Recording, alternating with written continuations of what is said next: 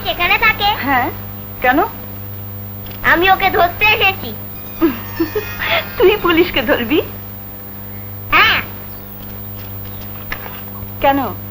Police তোর কি করেছে? দেখো না, পুলিশ আমার বাবাকে ধরে নিয়ে গেছে। কাল বললো ছেড়ে দেবে, কিন্তু ছাড়লো না। আমি দুপুর থেকে আমবাগানে বসে আছি, এলো না। বড্ড মিথ্যে কথা বলে, ভীষণ পাজি। একটু ডেকে দাও না গো। পুলিশ, এই পুলিশ। উনি বাজারে গেছেন। বাজারে গেছে? ঠিক আছে, আমি ততক্ষণ এখানেই বসি। তোর নাম কি রে? ছুট্টু। তুই থাকিস কোথায়? ওই ধারে বস্তিতে। তোমার কাছে তার আছে?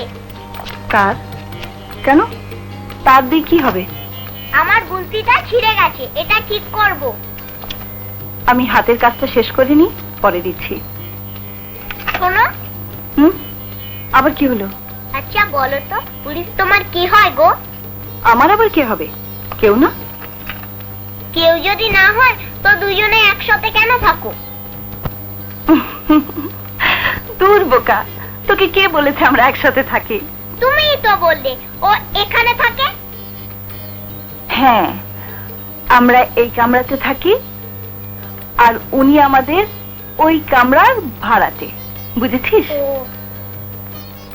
তুমি পুলিশকে বলো না গো আমার বাবাকে ছেড়ে দিতে। আমি তোমাকে দুটো পাকা ডাসা পেয়ারা এনে দেবো, এই বড় বড়। আমার বলাতে কি উনি ছেড়ে দেবেন? তুমি বলবে ছোট্টুর বাবাকে যদি না ছাড়ো তাহলে তোমাকে এ বাড়ি থেকে তাড়িয়ে দেবো। আচ্ছা বাবা, আসতে দে, বলবো খন। কাল আমি খেটে মাটি কেটে তবে দুটো পেয়ারা নিয়ে এলাম। এত বড় হ্যাংলা পেয়ারা নিলে আর আমার বাবাকেও ছাড়লে না। তুই তোর বাবাকে খুব ভালোবাসিস না রে ছোট্টু? হ্যাঁ, এতটা। আর মাকে? মা? আমার তো মা নেই।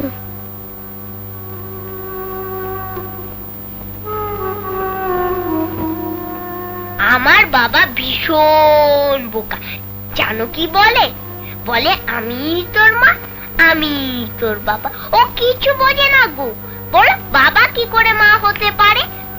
সব মারা তো মেয়ে হয়।